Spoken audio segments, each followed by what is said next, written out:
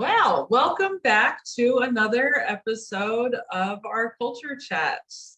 So today we are joined by Courtney Marshall. I love that she calls herself a community connector. So brilliant. She's a professional recruiter for GA Rogers and Associates. And Courtney's been in Bend for 6 years. Her professional experience includes work domestically and internationally in recruiting, finance, healthcare, retail, food service, and even hands-on farm work. I guess almost everybody in Central Oregon has some of that.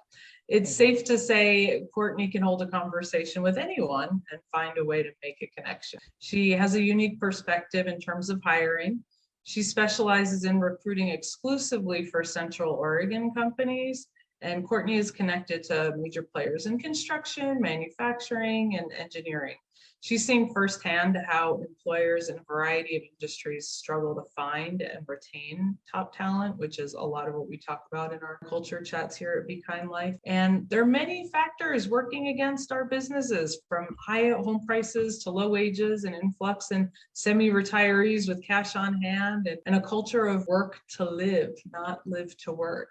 So companies in Bend and surrounding areas have their work cut out for them. So welcome to our culture chat, Courtney. We're thrilled to have you. Hi. Yeah, thanks for having me. I'm thrilled to be here too. This is really fun. I can't wait. Thank you so much for being here, Courtney. It's amazing to have you. And I think it's such an opportune time as, we're sort of shifting from, or maybe there isn't a shift, but it feels like there's sort of a shift, as we had this sort of great resignation that was happening through a lot of last year, I'd say probably 2021 through most of last year. And now all of a sudden we've sort of hit this where companies are laying people off, economic environment is kind of changing. So I guess my first question for you is just sort of, what are you seeing in terms of the impact of the Great Resignation as we're shifting to, I think the other day I heard it called the Great Regret in one article. So what are you seeing in terms of that with your kind of workspace these days? Yeah, so the phrase that's been tossed around a lot in my circle is the Sansdemic. Have you guys heard that phrase yet? So essentially it's sans without demic people. So it's following the Great Resignation. Now there's just literally no people left. So we had the baby boomers. There was this huge influx of people working from the age of like 16 and up. And there was just like this huge amount of workforce, which you can see in the baby boomer mindset of like, you do what your boss tells you to do and you show up and you're always on time and like you are the perfect employee because, when the baby boomers were at their prime working age, there was this huge amount of workforce. And so we've had the Great Resignation now, people just quitting their jobs, whether they're baby boomers or younger people just deciding that they want to work for themselves, they're going to take a break off, whatever it is. And we're not really bouncing back from that. So the last statistic was that before the pandemic in 2017, there were 7 million open jobs. And now after the pandemic, there's 11 million open jobs across the US. And there's only like about 6 million job seekers. So whether even in a absolute perfect like job searching thing where the job lines up with the person who's in the same place, there's still 2 jobs per person looking for a job right now. So there's just like not enough people to work. That's great. That's awesome for people looking for work, right? It is. Yeah. And we talk about supply and demand. So therefore my mind goes to financial rewards. Yeah. Yeah. There's a lot of, there's upside certainly on the employees side. And we're not in a perfect, one-to-one. So those numbers are nationwide. There will be some cities where that's not true, and where it's 3-to-1 or where there's more people than there are jobs. But overall, it's a pretty good outlook. I suspect in industries too, right? Yes. Yeah. Like, are these jobs that people want? Are these jobs that pay well? What are these jobs? Yeah. So that's the other big part of it. And leading back to like more of the millennial generation where everybody was encouraged to go to college. But not every job needs somebody who has gone to college. And so it's actually way worse for the employers looking for less skilled labor because there's just less people who are in the unskilled labor category. I don't know. Did that answer your question? I felt like I went off on a It did. No, I think it did. And I think that follows up with, obviously we're seeing layoffs. I know it's happening certainly in tech. I think we're seeing some of it in some other industries as well.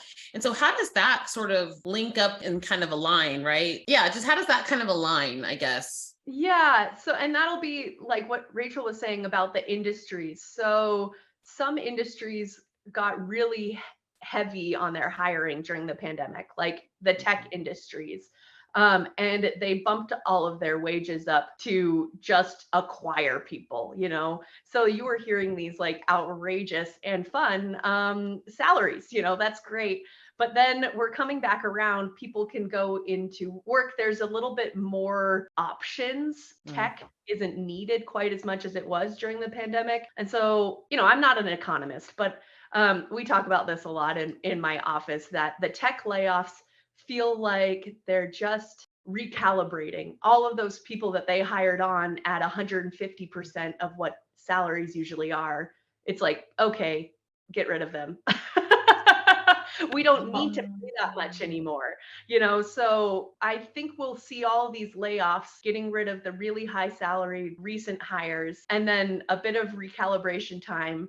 And tech companies will reassess how much manpower they need and then hire on at a more realistic salary level. You know, if you look at some of the bigger companies, like I think Apple didn't do any layoffs. You know, they kind of just went steady as it is. They didn't hire anybody on at outrageous salaries. They kind of steady.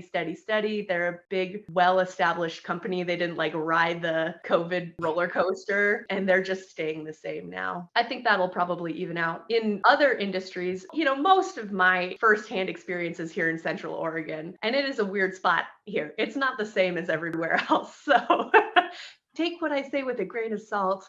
Well, what makes it unique? We'll say more about that. What makes it so unique? Yeah, so Bend specifically is really expensive. Like, first off, the average home price last year in March was $750,000. Wow. So that's like a lot of money. It's not quite as expensive as Seattle or San Francisco, but it's more expensive than a normal American city or like town, especially for a place that doesn't have a large population. You know, Bend and the surrounding areas, we're talking 500,000 people. Yeah, exactly. It's just really hard. And so we have a very limited amount of jobs here because there's just a limited amount of economy. Like there's only 100,000 people in Bend. So, you know, there's like 3 major construction companies, you know, that's it. Yeah.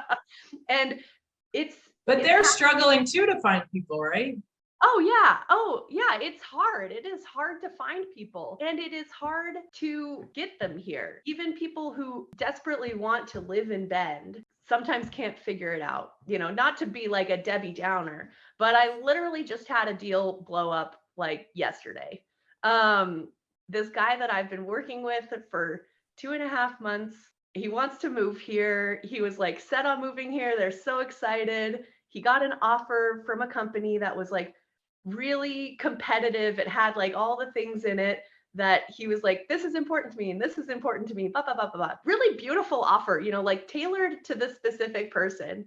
And it wasn't an outrageous offer, you know, it was just like reasonable, like $110,000 with some extra money. You know, that's good money. It's not like $250,000, but it's good money. And it just came around and it's like, wow, I cannot find a place to rent here for less than $3,600. Wow. You know, if I sold my house, you know, where I was living before, maybe I'll sell it for $350, but I can't there's literally nothing in Bend under $500,000. Does that Yeah, pencil so out? so the wages have not caught up with the lifestyle Yeah. change yet. It's interesting because I think you're seeing that in a number of these, because Atlanta is similar to that, right? Like these towns where people have left New York, people have left San Francisco, people have left LA, they're sort of moving out into these other areas. Atlanta experiences that as well, where it's like, I mean, I think the housing prices, I just passed the other day a townhouse in Atlanta, and it was starting at 650. Yeah. And I'm like, I know the wages in Atlanta aren't matching up to that. So, That's right. and I guess this sort of brings it into, it's like, what is going to happen here, right? Because I think obviously you have inflation, you have all those types of concerns, but we are out of balance between what things cost and what things, what people are making. And there was an article about this the other day, that there are more poor 6-figured salaried individuals than ever in history. So I think I just saw get that your article. perspective. It was like so many people didn't know what to do. They were, middle upper class in those 6 figures and didn't know where they were going to pay a $400 bill. It's exactly what she just said. It's the candidate she just talked about. So I don't know, Courtney, what's your thoughts on that? And where do you see us going? God, I don't know. It's really hard. Like, because businesses need to make money too. I hate to say that because, you kind of feel like, wait, where's No, we're not in business to just because it's fun, right? Like there's a piece of that that's mission driven and we hope people have passion around it. But at the end of the day, we're talking about the bottom line. You don't stay open because you're losing money. It's really hard. And like places like Bend are going to have a big problem because the companies are going to start realizing that it doesn't make sense to have an office here. It's like, well, we could have an office in Bend, or we could have an office in Madras, which, sorry, Andy, you don't know what that means, but we can have an small town far away, 50 miles away. Like, do we want to live somewhere where we literally can't hire somebody because they can't find a house to live in? Or do we want to live, have our offices somewhere where our rent is cheaper, where we can entice people to come because we can pay them more and make it more, appealing. But that's such a long, like that is a very long strategic plan too, right? Like you see that in these smaller communities that are growing and now, big surge and home prices are getting crazy, all that. But what are you doing now to like manage expectations? Like with the great example from yesterday, and I'm sorry that happened because that stinks for everybody involved. But like, what do you do to manage expectations? Even, I don't want to say before you get to that point, but like, yeah, I mean, it should be before that point, and part of it is like talking to companies. It's like, if you only have this much to pay somebody, then you have to be okay with waiting for a really long time. It's sort of like shopping for furniture or whatever in your house. It's like, do you want something now? You have to pay a premium for that. Do you want something eventually? Okay, you can wait for a deal, And so that's sort of part of the conversation with all of these companies is like, what are your priorities? And that's the same with the people. It's like, what's your priority? Is your priority to live in this certain place? Is your priority to make the most money? Is your priority to live by your family or to save for retirement? Like what are your priorities and how do those line up with a new company or with this job? And same for the companies. It's like, is your priority to have somebody who can work right now? Is your priority to have somebody who can grow into your company and will have loyalty to you? Because like you can get somebody cheaper and grow them into this position, but that's going to take a lot more effort on your part, so like, what's the priority? That's really the conversation, is like, and then dial that in. And then you just have to talk about money. Like we all just need to get better about talking about money. That's what I think. For sure. Isn't that so Andy, true? So it's, Andy always says the only people who benefit from all of us not talking about money companies. That's right. And honestly, like the companies don't benefit that much either. If they have no idea how much money people are making, they're not going to be able to make an offer that sticks. And it's good, and it's important to realize that like people running businesses, like from the top to the bottom, they're all just people. They're totally So fallible. true. Like Yeah. this guy who's been running this company for 20 years, he knows everything about this company, but Yeah, he doesn't this know part. anything about anything else. You know, it's right. like, That's Yeah. right. you That's know, right. yeah. And So that's where humility comes into, right? Like knowing what you don't know, relying on experts to be able to That's call in. But That's right. I was talking to somebody in town who runs a tax company, one of the bigger ones. He's got 15 employees and cannot keep CPAs. Like he just can't, because they go, and now with remote work, people are like, well, I can go work for the bigger company in the big city and I can make more and do that all remote. And he was like, what am I supposed to do? Of course, I'm like, well, I don't know. But I like where you start with purpose, right? And that's where, when I talk about values, it's the same thing, right? Like, what do you want? What do you want someone to experience working for you? What kind of person do you want here? Do you want that person who's going to go, who's money motivated and that's the only way, That's or right. not? Do you want, what are your other benefits? What's your value proposition for working with you? What are all the other things that you bring? Work-life balance, you're a family, we take care of each other, like whatever it is, but that's the talking point. I do feel like just throwing more money at the problem is not, number one, it's not sustainable, but is that really what you want? Like, I guess that's where my values come into play too. So that is 100% right. And I love that you said the value proposition, because, like we said earlier, we're in an employees market and we're gonna be for a long time. Like we're not having more babies than we used to. So we're gonna be in an employees market. And companies have to have a real high value proposition to keep employees, to attract them and then keep them around. It's also important what you said about like the CPAs just working remotely somewhere else. Everybody's doing that now. Like if you're not offering a flexible schedule, like you're just behind the times. Like it's not going to work, because even if that person can make less money and go work somewhere where they can visit their family for 3 weeks out of the year without using their PTO, like that's a no-brainer. Like businesses are no, not. that's a really good point. Like I want to pause on that for a second too, right? Because PTO does equate to money. Yeah, PTO is money, but so is like I like to visit my family for 2 weeks and work some of the time, because like I don't really need to visit for like 8 hours a day, Yeah. but I want to see them for more than a weekend. Yeah, I think that's so solid. true. And I think what's really interesting is you're sort of seeing this, particularly with the Gen Z folks, right? They're like, I don't care about a house. I don't want to live in a community. I want to be in Malta, and then I want to be in Bali, and then I want to be wherever.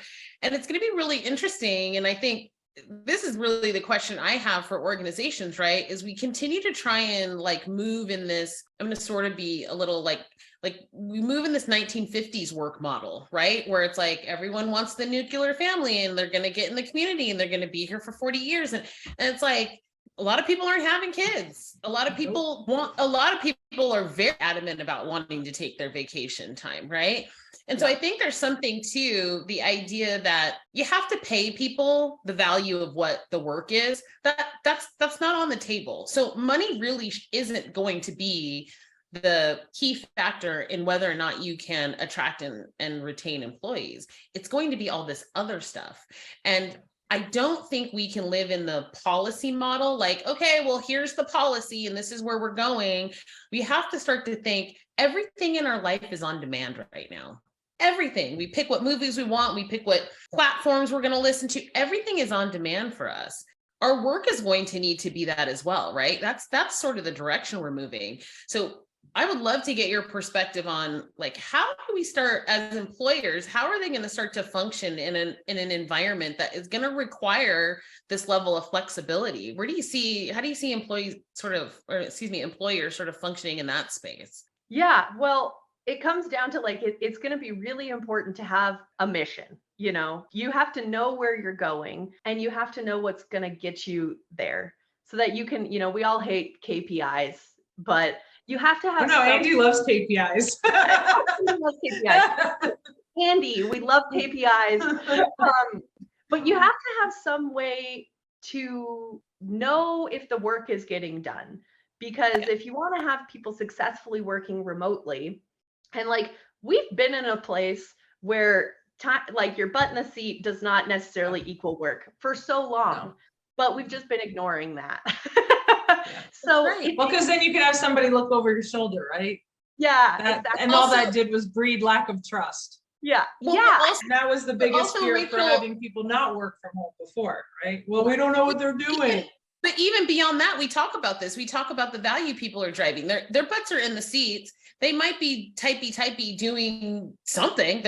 They're functionally active, but is that really helping the business move forward? So I think KPIs is how we track and manage that. I think, and not to cut you off, Courtney, but I think the difference is going to be, let's get out of this space of like, I'm paying you for 8 hours a day, so you have to work 8 hours a day, and start to think more strategically of, we need the company to do this. You, Courtney, are assigned to do this function of this. If you do that in 2 hours or you do that in 8 hours, this is what I'm compensating you for, right? I think that is really the model going forward. And that's just going to make people's minds explode. Like there's going to be managers that can't deal with that. Honestly, yes. Like, and accountants are a perfect place to look for this, is that like accountants, they want this pile of paper to go over to this pile, that's it. Like, they're just like, here's all my work and now it is done. And it doesn't matter when you do that, as long as you get it done within 72 hours or whatever the time frame is for that. Right. At the level of quality. Yeah. It's like, get it done perfectly and get it done on time. I know a ton of accountants that's like, oh, they get up, they work for a couple hours at 5 a.m. and then they like putz around and go to the gym. And then they come back and do another half hour. And then they pick the kids up and then they put the kids to bed and then they work from like 9 to midnight or whatever. Yeah. And they get the job done and they freaking love it. And they work from home. Beautiful. And they're never, ever, ever going back. And that is work-life integration. It's productive. Right. It is. And they seem pretty happy. Organization. Sorry. Yes. And they all feel like their real needs are being met. And they're like, not going to leave that for more money, because how can more money give you the chance to go to the gym at noon? That's right. Like it just doesn't work. And so we have clients who want accountants to be in the office. And I'm like, why? If there's not an answer to that, then it's not going to work. If the answer is like, we want to foster a really good community, we want them in the office for the first 2 weeks so we can really get to know them and have a party, and then we can work out a hybrid scenario, but we want to have meetings on Fridays because we love each other, then like, yeah, that's going to work. Yeah, but if that's a why. That's a why. But that's a why that gave me goosebumps. That's me too. But if I paid for the office, I want somebody to sit in it. Like, no, it's you don't get it. You don't get it. And like, no, go ahead, Courtney. They don't get it. I just feel like I can just. No, well, it is so weird. Again, it's this old style mentality of like, maybe this is part of the discussion, right? Is let's stop saying you're compensating someone for 40 hours a week, which, by the way, a number of people who work salary are not being compensated appropriately. That model's been busted years ago. But it's more like compensated. Where it's like, I need these things done, and here's what that value is to us as an organization, and that's what we're going to compensate you for. I really think for some folks, and my neighbor's one of them. My neighbor can't work at home. She's like, I can't work at home. I don't feel focused at home. I want to go in the office. It's like, perfect. We want to set up the scenario for you that is going to get us to this end state. I think when organizations start focusing on the end state, like this is where we want to be, the path that we travel to get there can be here, it can be over here, it can have fairy dust, whatever it is. Yeah. To your point, it's not policy driven, it's person driven. What does this person need successful to meet these goals? I 100% believe this. I've seen it with my own eyes. You get more out of people when you actually are listening and paying attention to them, because it's not about, I don't want to get canceled. It's not about like necessarily diversity or equity, or like equity in the sense that we all have to have the same. It's about, are you listening to the things that I need and the things that I want and the things that are important to me, and helping to make that happen? If we think about it as people, to your point, Rachel, we sort of get ourselves out of this bucket of trouble. Well, your policy sort of meets 70% of the things that people, but now people are complaining because it's inconsistent to this thing over here. We've been relying on the policy as a, well, it's the policy, but I'm like, it hasn't really helped organizations, I don't think. Certainly, I mean, we start talking about 63% engagement, 68%, employee engagement, it's obviously not working. Yeah. And I just want to underscore your equity bit there, right? Getting people what they need. The more you focus on equal, that continues to be no win game. Yep. That's what I was going to say. I was going to say, yeah, equality, no, equity, yes. Like we all need to feel like we're being treated and given the things that we individually need to. I love that. Yeah, I just wrote this article on like how to hire people. And the last part was like, you have to give them an offer that they want to say yes to. And that means talking to them and figuring out what they want. Knowing what they're going to say yes to. You got to know what they'll say yes to. You got to know what's, like you said, what is their priority? What's important to them? So we talk a lot about flexibility and like work-life integration. And I'm all for like going to the gym during the day and taking the walking meetings and being flexible, dropping my kid off. Yes. Again, to me at this point, like it's table stakes. So what else are you seeing that employees are looking for? What else are people desiring? I mean, I'd say like flexibility is the highest requested thing. It's like, if there's not the flexibility to create your own work schedule to, within a reason, then it's just like a rental agreement, Yeah, we're going to be here. You'll like work there for a while, but you're going to be looking for that thing that gives you the flexibility. Like, yeah, I like that framing. Salary is important, especially in Bend, but more often than just like, I want you to pay me $100,000. People are saying like, I want you to pay me whatever you want right now, but I want to see a clear path for what my future holds.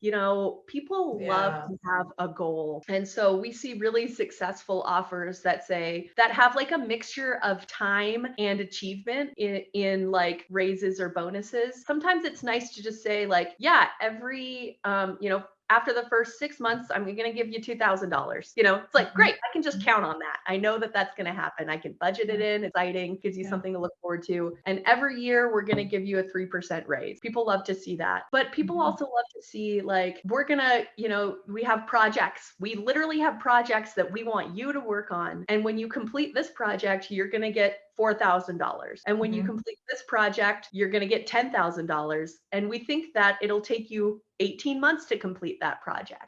So it all goes back to having a real plan, having a plan for the person that you're hiring. What do you expect them to do? What does success look like? And how can you help that person grow? People want to learn things and they want to grow. Either they want to grow their career because they're career oriented, or they just want to learn things because they're smart and excited. And it's like, that is a hard spot sometimes for an employer to be in, because we all want to hire somebody who can do the job right away. If you're looking at two people and one person knows how to do the job and the other person doesn't really know how to do the job, like we all want to hire this person who knows how to do the job already. That person's going to get bored almost immediately, and they're not going to feel loyalty towards you or anything. If you hire this person who has the basics down, but they don't exactly know how to do the job, and you teach them how to do it, like, first off, they're not going to have any bad habits, but also they're going to feel so grateful and have so much fun and feel invested in the project. It's like, yes, teach them how to do the thing, and they're growing and they feel like they're part of something, and they'll stick around so much longer because of that. So yeah, flexibility, but also, room for growth and like, what a big statement, but that's what people want. They want professional or intellectual growth, and they want to be able to see their families and go to the gym. And I think that's for the person who knows the job today as well, right? We talk a lot about this. How many organizations do we go in where it's like, there is no plan for what is going to happen if a person wins the lottery and kicks rocks the next day, right? So that sort of goes into that succession planning where it's like, even the person who knows, the person who's highly skilled, what is your plan for that person? Whether it's any kind of personal development, professional development, where they're going to grow in the company. I think no matter where you sit, whether it is, and I am a big proponent. You trying to get someone to come in perfect is so rude, right? Like it's well, it's not realistic anyway. There's so many organizational nuances. Like you said, people pick up habits from their last role, you know, that don't quite align with how you do things. Like there's no such thing as like that perfect. You set way too high an expectation, and now you put that stress on a person. So so I'm a huge fan of, bring people in who you have an opportunity to help learn and develop. To your point, man, they are going to be the most enthusiastic group because they recognize that they've been brought in probably a little above where they need to be. They are going to be dedicated to you. But at the same time, don't forget these folks who are your whip smart folks that you also want to keep engaged in your organization. So to me, it's all about succession planning. And it goes back to what you said originally. And I think this is where most organizations struggle. You must have a mission, you must have a vision, and you must have a strategy that is aligned to that execution, right? You have to have a plan. And most people are out here like, seat of their pants, give me a plane, trying to build it, like getting crazy out here. So I love that. Yeah, it's really important to have a plan. And I think it's also important to touch on, like, not every role and not every company or position is supposed to last forever, you know? And acknowledging that is okay too. Like to say from the employee side or the employer side, I expect somebody to be in this position for 2 years and then move on. You know, acknowledging that is great. And saying, you know, to yourself as an employer, I'll help that person move on to the next thing, even if it's outside of the company. Like everybody's going to be way happier if we just know from the get-go that this job is going to get boring after 2 years. You know, it's a stepping stone job. Those totally exist and it's fine. But like the hard feelings come in when everybody expects that to last forever. Like it's just not going to. I had a boss who he used to say, this job's not a prison sentence. Like you come in, you do it. And if you want to leave and go do something else, let me help you get to the thing whether that's leaving his department, leaving the organization, like, let me help you. That's the whole name of this game, right? I totally agree with that. I think it's this, I keep saying 1950s because it's just seems like an old time, but it's this mentality of like, you get this job and this is where you will retire from. And I'm like, that's probably not the case. Statistically speaking, it's just not the case anymore. And so we have to start to adjust the work environment to suit that, to your point, right? Even planning to that. We start to look at data and it's like, man, we're turning people over every 2 years. We ask why. Is it a terrible manager? Is it we ask all the important questions. If we're turning people over, it may just be, this is a 2-year gig. So then you plan for that accordingly. You build the pipeline of people, like never stop talking to people, always, as we say, always be recruiting. If you have a role in your job in your company that is a 1-year or 2-year role, you should always be recruiting for that position. Like Glenn Ross will never die. Yeah. Always be closing. Always be closing. Yeah. I just like bang my table like, always be recruiting. That's great. Well, you know what I was thinking about too, like what you were saying, Andy, like maybe we need a redefinition of what loyalty looks like, because again, in the past, we won't put a date on it, but like loyalty, you retired from that place, you were there for 26 years, you were loyal, and that became like a real big marker for people and how they felt. And I just wonder if maybe the loyalty is to the person, to the people, right? Like I'm loyal to you as another human. And if that means getting you to another job, whether it's in this company or not, depending on scope, size, whatever, but that really we're loyal to each other as humans, not this company widget. Yeah. And loyalty also, I think, mean like I used to work at On Point Credit Union and I don't work there anymore. I love On Point Credit Union. Like I think they're great. You know, I'm still a loyal member of On Point Credit Union. I Yeah. still send people to On Point Credit Union. I had a great time working there, and I just left for new things. It was just time. Like, I'm still loyal to that company, Right. and I expect that they'd be loyal back to me. If somebody called up and said, "Hey, how was Courtney?" I'd expect they'd go like, "She was great, you should hire her." Yeah. Yes. Yes.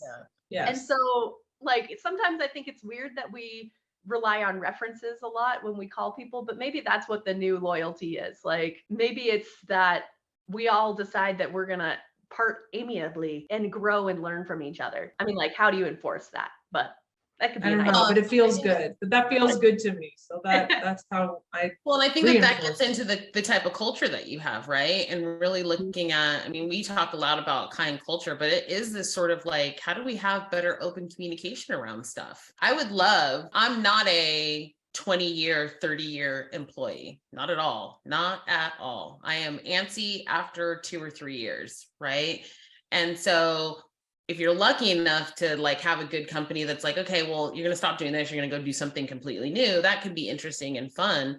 But also, maybe I just want to go to a new company. I just want to go to a new company and I want to do a new thing. And I think 2 things. I think 100% your existing company should be like, let me help. You have done such a great job for us and you've been such a good asset in all of this. This is part of the process now, right? Culturally, we want you to be successful and go do the next thing. So I think that's part A. And part B, let's not make it look bad on a resume because you're only at a place 2 years or 4 years and you didn't stay at a place a decade, You have right? to explain that. Explain that. Explain. Yeah, Like, actually, that's a great question for you, Courtney. What do you advise people on that? Do you? Yeah, it just kind of depends on the company, honestly. Like, we do a lot of, like, some companies. I have a client that's like, if even 10 years ago, if somebody was like 1 year, he's like, why? And I'm like, well, they were fresh out of college and didn't know what they were trying to do. Like, what else? Why? Like, Yeah, it's life. Called life. Yeah. But yeah, we just, It's interesting. I almost feel the opposite. I'm like, if I see somebody in the same spot for 10, 12, 13 years, like same job, same thing, not the same company, because like you said, Andy, like I've moved around 3, 4 years, go to a different thing within the same company. But yeah, I mean, I guess my bias goes the other way. I'm like, what are you doing staying someplace for 12 years? Don't you get bored? But and that's, that's not fair either. those people are harder to hire, though, honestly, because they like this guy who owned this company for 20 years. Like, that person knows how to do that job really, really well. But can they do any other job? Untested. So, can they incorporate into another culture? Can they incorporate themselves into another culture? Are they going to be able to adjust to, like, you're going to probably come in here and not know anything versus you've been at this place 10 years, 20 years where everything is like, it happens almost automatically. I tend to agree. I get very nervous when someone's been in the same position. I'll do same position or same department either. Like, if you haven't even gone to a new department of an organization, it's like you're remote at this point. There's not a lot left to untested. Yeah, I like how you say that, Courtney. Like, it's untested as to whether your flexibility, and really that is what the work is about these days. We got to be nimble, we got to be flexible, we got to be dynamic, and we got to do it in a way that is human centric, right? Yeah. Kind, putting people first. People come first. Yeah, I think it is important to say, though, like, all of this stuff that we're talking about, and probably the 3 of us as well, is like versatile, strategic, like forward thinking, all of those things. A company doesn't just need those people. There is an absolute perfect place in most companies for the person that just does the same job every day, and they're happy to do that. Like, they just want to do this thing all day long, get it done, do the thing every day, same thing, know exactly what they're doing every day, same Great thing. point. Yep. Yeah. Great point. If you're looking for that person and they are looking for that job, then it's good. And maybe that's the person that's been in the same role for 13 years and is just moving. They're like, I never would have left. I was doing the same thing every day and I loved it. Looking for the next company where they can do the same thing every day. Stay another 13 years doing the same thing. Yeah. For sure. So it all comes back around to, like, having the conversation, having a plan, and putting the right pieces together, so it's like we can't value one thing over the other. Like that person has a real impact and value on a company. And like, Great point. we all just need to, we just need to have the talk to make sure that we're putting the right pieces together. Oh, that's totally. I mean, I think that that's such a great sort of closing point, right? Is started with us saying you have to talk to people and to know people and understand what people want and what people need. And then really, then the work is matching, getting those loops closed to match those needs. I think that's spot on. And thank you, because it's easy and this is part of the problem, right? Like there's a mentality and it's like, I'm not sitting in one job for 20 years. And it's like, but there's a person who is 100% happy doing that. And so thank you so much for reminding us, like, us crazy people. Constantly keep our biases in check too. I do that all the time. I'm like, oh yeah, everybody isn't me. Right? Oh yeah. Newsflash. Right. It shocks me every time. I'm like, I don't understand. Honestly, you have different points of views. Like, wow, that's not what I would do.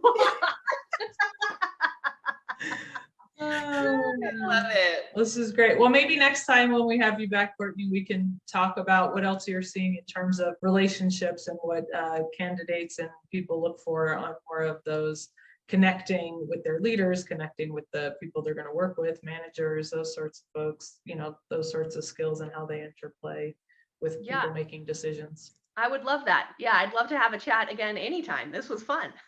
Super fun. Thank you. Fun so number one. Yes. Before we go, any kind of closing remarks, any kind of tips, advice you might give to employers or employees? Yeah, I guess, first thing for everybody is it's okay to call in help.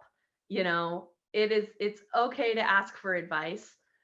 Employers and employees, like it's good to call in third-party advice. Secondly, like you have to get invested to have a good outcome. And that means like a lot of times getting burned from both sides. But if you don't invest in the outcome, you're not going to get what you want out of the deal, So I'm sorry, I'm about to cry. And invest. I'm about to cry over here, Courtney, because part of our lives, we live in this space of like, I don't ever want anyone to ever take advantage and get one over on me ever. And it's like, okay, well, you've just put yourself in the tiniest, smallest little box ever.